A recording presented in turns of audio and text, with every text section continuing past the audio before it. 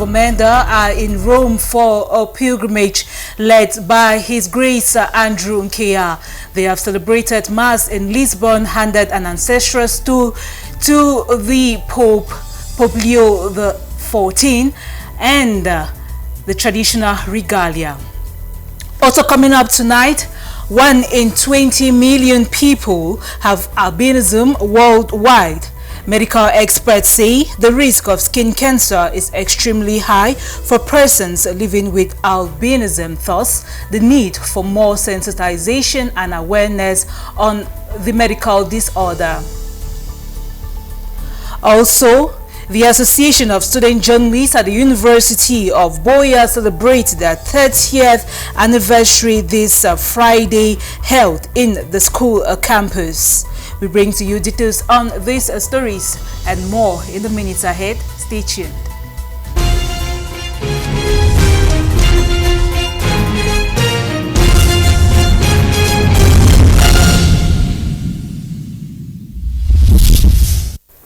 Good evening, ladies and gentlemen. Thank you for joining us on this last edition of Divine Mercy Prime for the week. I am Sama Eileen for presentation.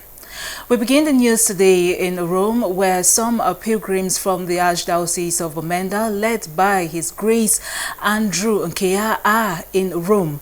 They have met with Pope Leo XIV, held Mass at Lisbon Cathedral, as well as handed a gift of a traditional stool and the traditional regalia of the Bamenda people, the Togo, to the Supreme Pontiff, Pope Leo XIV. Details in the next report. In the hallowed preachings of the revered shrine of Our Lady of Fatima, a group of devoted pilgrims from the Archdiocese of Bamenda converged to pray for peace in Cameroon. The pilgrims, who had traveled to Lisbon from Rome in two groups, with the last group arriving in the evening to join others for adoration, came together this morning for a solemn Mass presided over by Archbishop Andrew Nkea. The Mass, held at a private chapel within the shrine, was a key point situating the transformative power of prayer and spiritual reflection in times of turmoil and uncertainty. As the pilgrims gathered around the altar, their voices rose in fervent prayer, imploring the Blessed Virgin Mary to intercede on behalf of their beloved nation. The atmosphere was charged with devotion and hope as the pilgrims pour out their heart in supplication. Archbishop Nkea, a renowned peace trailblazer, delivered a powerful homily emphasizing the significance of peace and the need for continued prayer and advocacy for its restoration in Cameroon. He reminded the faithful that peace is a precious gift from God, requiring collective effort to build and maintain.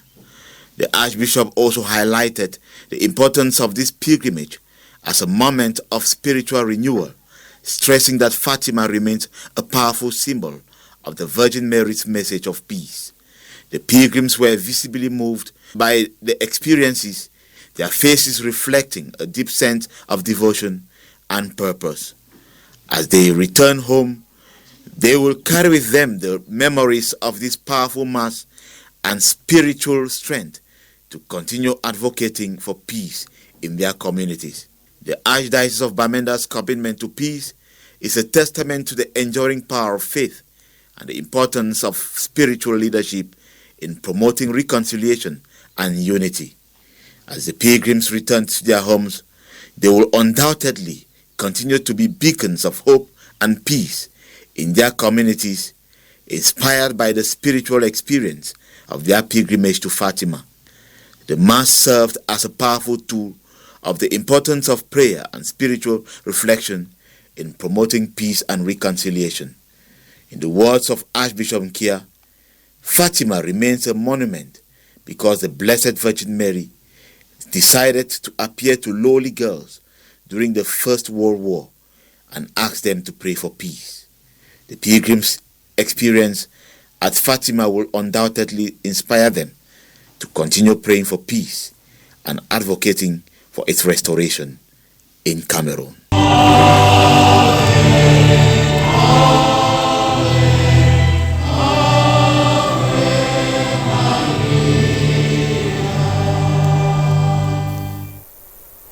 Father Beltus Asanji, priest of Bamenda Archdiocese, reporting there. Now moving on, the local ordinary of the Diocese of Kumbo, together with a host of priests, have witnessed the marriage ceremony of 14 new couples, as well as the renewal of wedding promises by 54 others. The event took place today, Friday, June 13, 2025, at St. Therese Cathedral in Kumbo, within the context of the Jubilee of Families in the Jubilee Year of Hope. Bernard Asongne with details. In union with the whole church that continuously celebrates the Jubilee Year of Hope, the Christian family of the Diocese of Kumbo, together with their local ordinary, His Lordship George Kwo, have celebrated the Jubilee of Families within the context of the Jubilee Year of Hope. With the underground work for the celebration carefully planned by the Diocesan Family Life Service, the event in a fine fashion witnessed the wedding ceremony of 15 new couples and the renewal of wedding promises by 54 couples who celebrate decades of living together. Take you. Emmanuel.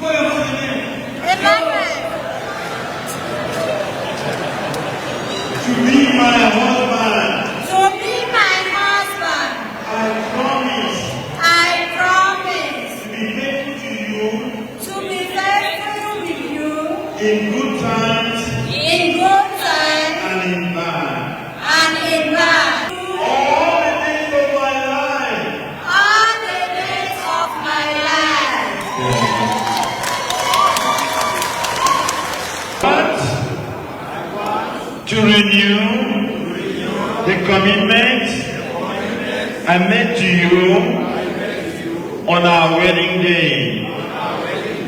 Becoming one today through the sacrament of holy matrimony, the newly wedded couples have more than enough to learn from the ocean of experience of those who celebrate anniversaries of their long companionship.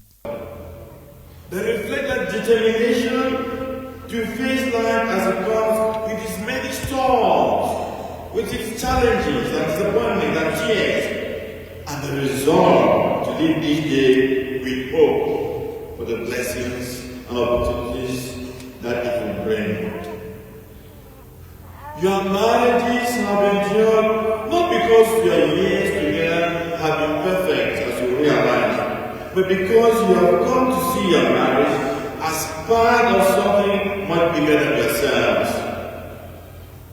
Celebrating the Jubilee of Family is a reminder of the unwavering testament of love that emanates and must stay within the family household that intends to be like the Holy Family of Nazareth. Catechism of the Catholic Church tells us that the word sacrament means a visible sign.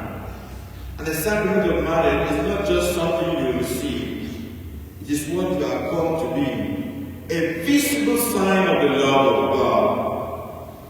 Every dimension of your life as a couple, whether it is sitting on the table together, going to mass together, reading the word of God together, waiting for one another, holding one another tenderly, or caring together for your children, every little thing has the potential to make God present to one another, to your children, to the people who believe and love.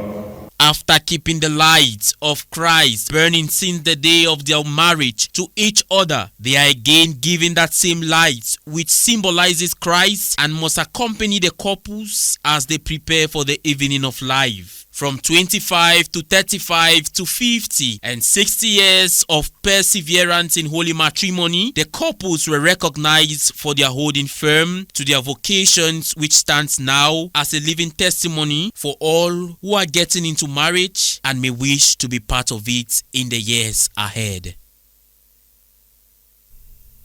To ensure the trend of continuity, ex-students of Bishop Rogan College Association USA chapter are rounding up with renovation works of St. Charles Luanga Parish dormitory, one of the dormitories harboring the students in Biro Call.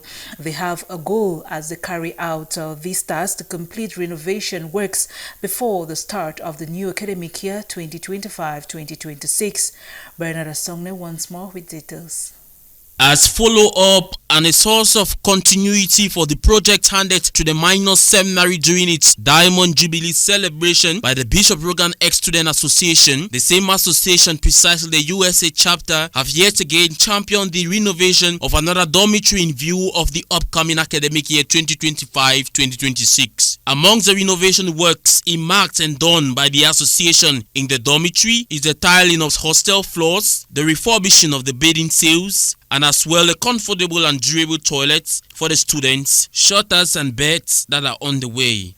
The earmarked work at the toilet, the bathing cells, the tiling of the floor, the shutters, and beds into the dormitory.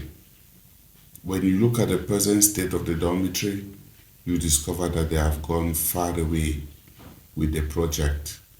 We want to use this opportunity to sincerely thank them for the wonderful work they are doing, and we know they will continue to do. Beholding the beauty and new form which the renovation works have done, it tells already of how much gratitude the ex-students have for their alma mater and as well what they receive during their own periods of formation. And I think if they are doing this, it is in a way to recognize what they received from this house of formation, and they are plowing back whatever they receive so that it will continue to bring a positive impact to the life of the students while in school. With the aim of such a project to enhance the living condition of the students who now reside in the seminary, it leaves a great impact on them now and what the future holds for them. Carrying out a project like this for the good of the community is in a way educating the young ones to understand that it is good to show appreciation to their alma mater. It is good to care for the gifts that you receive so that people will be motivated to continue with the good work they are doing. Considering that about 75% of the work has been done, attention in the days ahead will now be given to the shutters, the ceiling and the hostel beds before the start of the new school year. 1 in 20,000 persons worldwide have albinism, and medical experts say the risk of skin cancer is extremely high for persons living with albinism, and the lack of access to sunscreen as well as protective gear can lead to preventive deaths among albinos. As the world commemorates World Albinism Day today, the human rights of persons with albinism remains threatened in some parts of the world, especially in Africa. Details right ahead. Demanding our rights, protect our skin, preserve our lives is theme of the 2025 edition of the International Albinism Awareness Day. The theme highlighted the urgent need to prevent skin cancer in persons with albinism through awareness, screenings, and sunscreen access. The risk of skin cancer is extremely high for persons with albinism, and the lack of access to sunscreen, protective gear, as well as skin cancer screening and treatment can lead to foreseen deaths that can be prevented. In Southern Africa, skin cancer is the primary cause of death for persons with albinism, rendering sunscreen an essential medicine, not a cosmetic product. Several countries across the world have employed initiatives providing free or subsidized sunscreen and sun protective clothing, access to dermatological services, and skin cancer screening, detection, and treatment, not leaving out awareness campaigns to educate persons with albinism and their families about the importance of sun protection. The year 2025 marks the 10th anniversary of the establishment of the mandate of human rights by persons living with albinism. World Albinism Day is commemorated annually on June 13 to celebrate the human rights of persons with albinism and aims to increase awareness and understanding of this genetic condition, the lack of melanin pigment in the skin, hair, and eyes. Throughout the world, 1 in 20,000 people have albinism. The disorder is said to be most prominent in parts of Africa. About 1 in 4 persons in South Africa have albinism, while in Tanzania, it is believed that as many as 1 in 1,400 could have the genetic condition.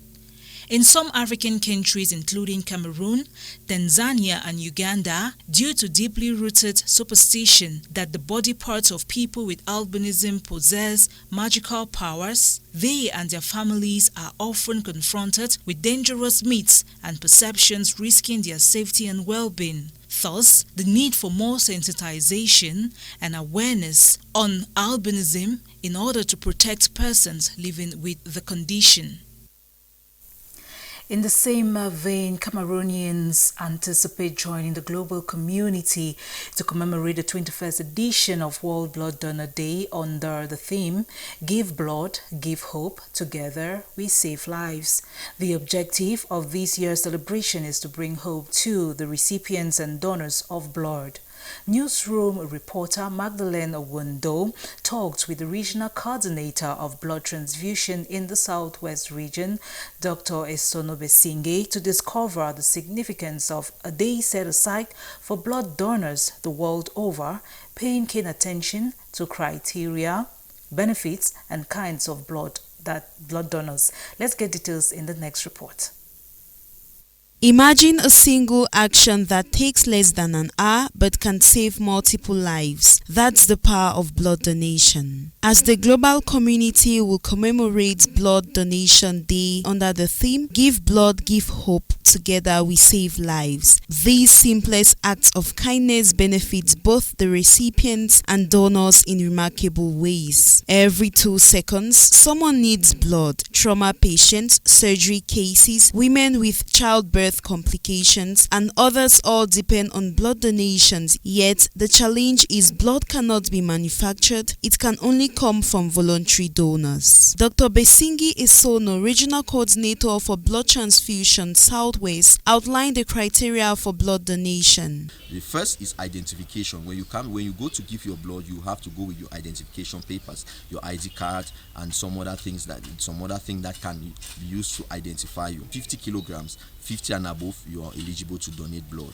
And also, the first thing which we always consider is you should be in good health.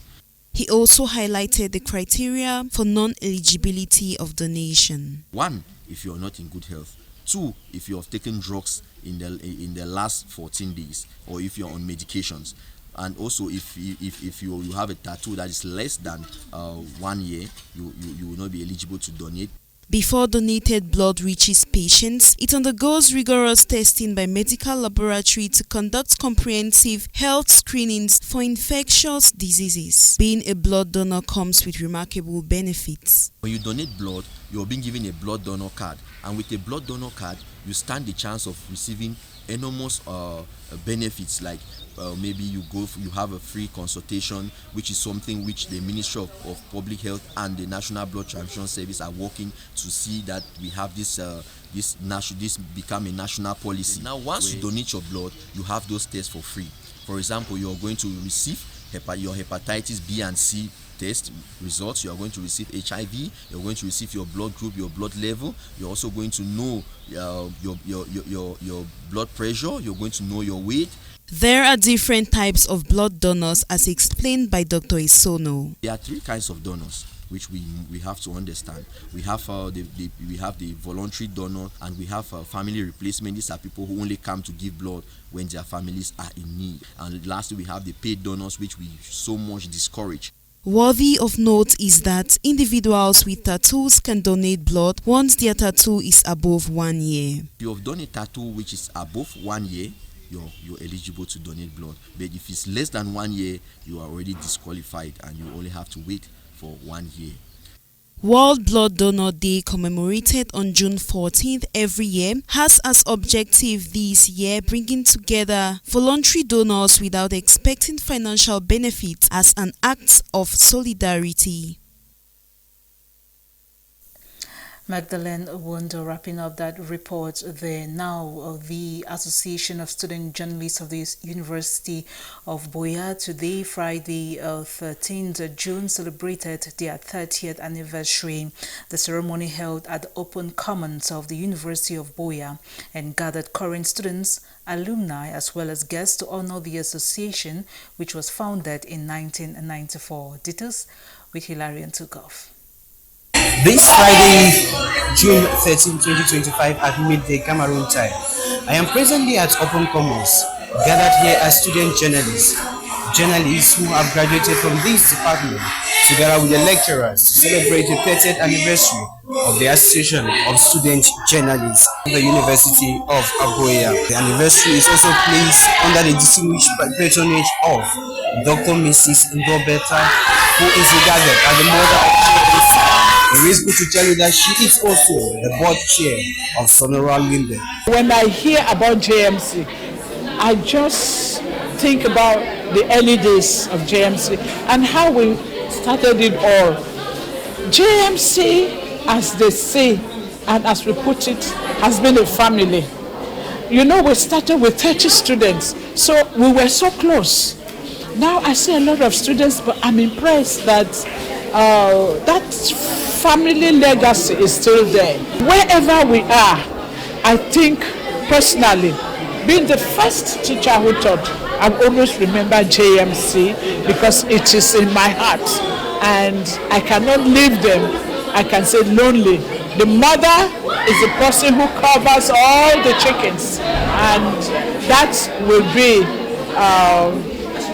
part of me. The Association of Student Journalists was founded in 1994 during an open day hosted by the department, with Edwin Asombo serving as the pioneer president. After 30 years of existence, Dr. Ninge Lizzie Wanchami, the present head of department of the Journalism and Mass Communication, emphasized that such celebrations allow for the recognition of student leadership. And such a celebration actually helps us to understand leadership, that leadership is shared, and as the head of the department you need assistance not only from the administrative staff, like the student, the academic staff, but at the level of the students, because power should be learned, and servant leadership, as we have seen in the organization of the event, the students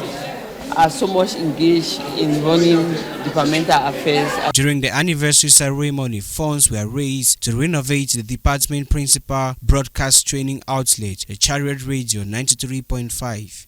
This is the Chariot Radio that needs to be renovated. If you can look behind me, that is the studio. We are directly at the technical sector where the technician has to sit. The audio console, the desktop and all equipment have to be changed. Established in 2005 with support from the grant gotten by late Professor Enon Tanjong, Chariot Radio has played a crucial role in bridging the gap between theoretical knowledge and practical journalism for students. Dr. Mrs. Ndobetha, the patron of the anniversary celebration, led the fundraising efforts and encouraged all alumni to participate. Well, the message, as I said, is for them to come back and let us build JMC, because we launched the magazine and now we have this project. It is for JMC to survive. So it's just the survival of JMC, for the students to have a platform where they can exercise their abilities, where they can learn, where they will be able to, first of all, appreciate what we have, and so that when they go out into the world where they will meet other challenges, it will not be strange to them. At least they must have learned how to use a console and how to present their news. That is the legacy that we want to leave behind to continue in the future. The ceremony commemorating the 30th anniversary of the Association of Student Journalists in this esteemed department at the University of Buea also recognized several outstanding individuals. Thank you, Hilarion, for that report on Honey Anniversary to Asjib. Now, in news out of Cameroon, India's Home Minister has confirmed the survival of one person in the plane crash that killed 240 people yesterday. Rescue teams in South Africa are still searching for bodies and possible survivors after the devastating flood that hit Eastern Cape Province. Let's get details of these international stories making headline news this day in the next report compiled by Aloysius Lekie. Shah has confirmed that only one passenger survived the devastating plane crash in Ahmedabad that killed more than 240 people. In this aircraft, a total of 230 passengers, national and international, and 12 crew members were traveling. And out of this, there is news of one survivor, and I have met him.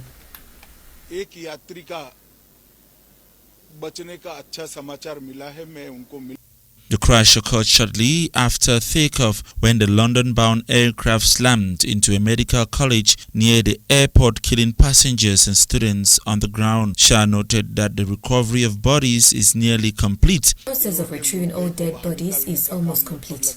DNA profiling of the family members of the victims will also be completed very soon.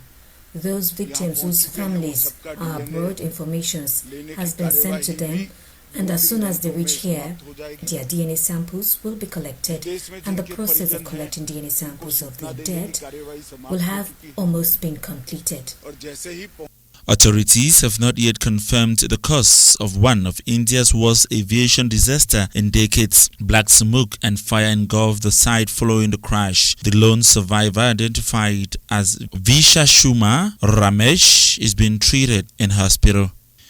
Thursday, in connection with the death of a blogger in police custody that led to protests in the streets of the capital where 2 vehicles were burnt and several protesters injured, protesters took to the streets of Nairobi and destroyed property of unknown value while calling for the resignation of a top police officer named in the case. Albert Ojwang, who blogged about corruption in the social platform X, was arrested on June 6th in Western Kenya and driven 400 kilometers, that is 248 miles, to Nairobi for what police said was publishing false information about a top police official on social media. He died 2 days later at the Central Police Station after hitting his head against the cell wall. Police said Amnesty International and local authorities have questioned the account. A government protagonist has refuted the police account that the blogger's injuries were self-inflicted, saying that the deceased had head injury, neck compression and other injuries spread all over the body that are pointed towards assault. The protesters on Thursday occupied the road in Nairobi leading to the parliamentary building where the national budget was due to be presented. Police on Monday fired tear gas to disperse another protest demanding accountability for his death. Authorities have since said an official investigation is on the way. President William Ruto, in a statement on Wednesday, said Ojwang's death was heartbreaking and unacceptable.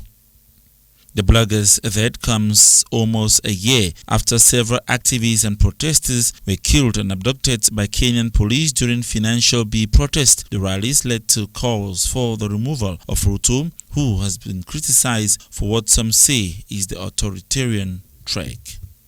And rescue teams spent a third day working through debris and floodwaters to locate the missing and recover bodies after heavy rains caused a river to overflow in the early hours of Tuesday. Water was up to my knees. We climbed onto the surface and got out through the door. We ran into nearby passage to escape. Within 30 minutes, the whole house was covered in water. The worst flooding hit the town of Mahata and surrounding areas, sweeping away victims along with parts of their homes and vehicles. I need psychological help because I saw people die in front of me. They were swept away by the water along with the corrugated iron sheets. Others were trying to hold on or climb onto something, but it broke and they ended up dying. That's why you still see people being recovered and others who haven't been found yet. The South African government has urged caution in the coming days as more extreme weather is expected. According to the latest toll, at least 78 people have died in these winter floods in the Eastern Cape province. That report has brought us to the end of this edition of Divine Mercy Prime with me, Samailin. Before we go, we remind you of our top stories. Pilgrims of the Bamenda Archdiocese, led by His Grace Andrew Nkea, are in Rome for a pilgrimage. They made a stop in Lisbon, Portugal, where they celebrated Mass.